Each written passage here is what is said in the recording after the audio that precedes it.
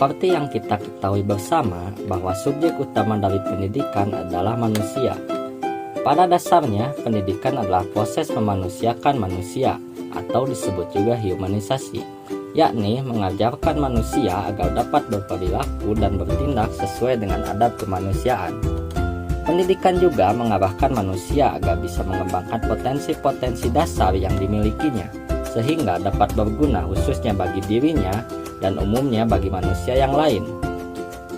Dalam pelaksanaannya di kehidupan nyata, pendidikan memiliki sebuah dasar atau sebuah landasan yang dikenal dengan sebutan landasan faktual pendidikan. Lantas, apa yang dimaksud dengan landasan faktual pendidikan? Untuk lebih jelasnya, mari kita simak penjelasan berikut. Landasan faktual pendidikan adalah seperangkat asumsi mengenai kehidupan manusia apa adanya, yang dijadikan sebagai titik tolak dalam menyelenggarakan pendidikan. Selain dikenal sebagai sebutan landasan faktual pendidikan, ada juga beberapa sebutan lainnya, yaitu: pertama, landasan ilmiah pendidikan. Mengapa disebut landasan ilmiah? Karena landasan pendidikan ini bersumber dari riset ilmiah. Kedua, landasan deskriptif pendidikan. Mengapa disebut landasan deskriptif? Karena masih ada sangkut pautnya dengan riset ilmiah, di mana riset ilmiah ini bertujuan untuk mendeskripsikan fakta-fakta apa adanya tanpa melebih-lebihkannya. Ketiga, landasan empiris pendidikan. Mengapa disebut landasan empiris?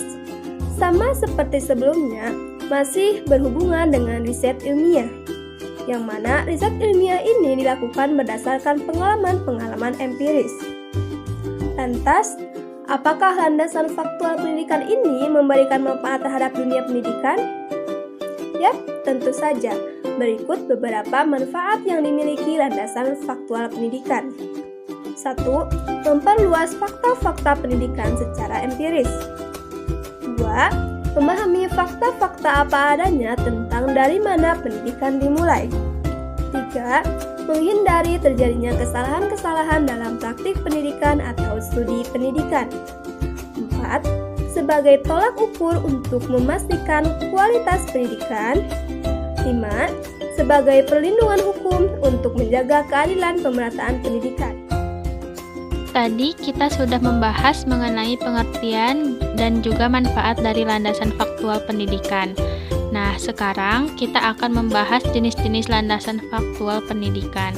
Yang pertama, yaitu landasan biologis pendidikan, yaitu seperangkat konsep dari keilmuan biologi tentang manusia yang dijadikan titik tolak dalam pendidikan.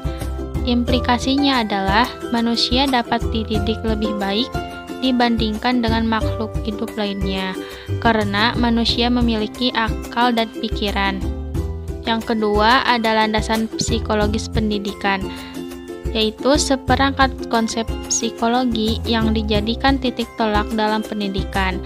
Contohnya, setiap manusia tumbuh dan berkembang secara bertahap, sehingga pendidikan juga perlu dilakukan secara bertahap, mulai dari PAUD, TK, SD, SMP, SMA atau SMK, sampai ke perguruan tinggi. Itu pun jika masih ingin melanjutkan pendidikan dan mendapat gelar sarjana. Yang ketiga, ada landasan sosiologis pendidikan, yaitu seperangkat konsep sosiologi yang dijadikan sebagai asumsi dalam pendidikan. Pendidikan ini identik dengan sosialisasi. Mengapa? Karena seperti yang kita ketahui, dalam proses belajar mengajar di lembaga pendidikan terjadi interaksi antara orang-orang yang ada di lembaga pendidikan. Misalnya, murid dengan guru ataupun murid dengan murid. Yang keempat ada landasan antropologis pendidikan, yaitu seperangkat konsep antropologis yang dijadikan sebagai asumsi dalam pendidikan. Pendidikan identik dengan enkulturasi atau kebudayaan, di mana dalam lembaga pendidikan manusia diajarkan berbagai kebiasaan yang baik yang diharapkan menjadi sebuah budaya yang tertanam dalam diri manusia, seperti datang tepat waktu ke sekolah yang merupakan salah satu bentuk sikap disiplin, Kemudian melaksanakan piket kelas yang mengajarkan kita untuk senantiasa menjaga kebersihan. Atau tugas kelompok yang mengajarkan bahwa sesama manusia harus saling tolong-menolong. Yang kelima, ada landasan historis pendidikan, yaitu seperangkat konsep sejarah yang dijadikan sebagai asumsi dalam pendidikan. Konsep pendidikan pada masa lampau dapat dijadikan sebagai pedoman dalam rangka studi dan praktik pendidikan. Contohnya, semboyan Tutwuri Handayani yang dicetuskan oleh Ki Hajar Dewantara, yaitu Bapak Pendidikan Nasional. Jenis yang keenam yaitu landasan ekonomis pendidikan, yaitu seperangkat konsep ekonomi yang dapat dijadikan sebagai asumsi dalam pendidikan.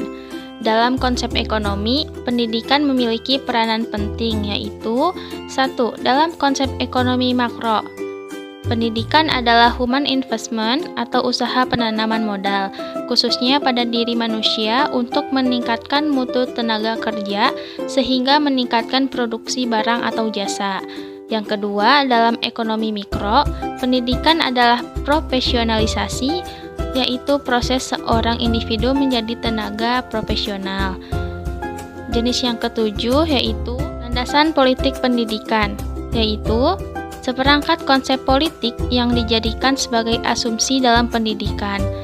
Penyelenggaraan pendidikan merupakan bagian dari penyelenggaraan pemerintah, khususnya negara, dan berdasarkan tinjauan politik. Pendidikan ini didefinisikan juga sebagai upaya untuk menyiapkan warga negara yang sesuai dengan aspirasi bangsa dan negaranya. Demikian penjelasan mengenai landasan-landasan faktual pendidikan. Terima kasih atas perhatiannya. Mohon maaf jika ada kesalahan dan kekurangan. Wassalamualaikum warahmatullahi wabarakatuh.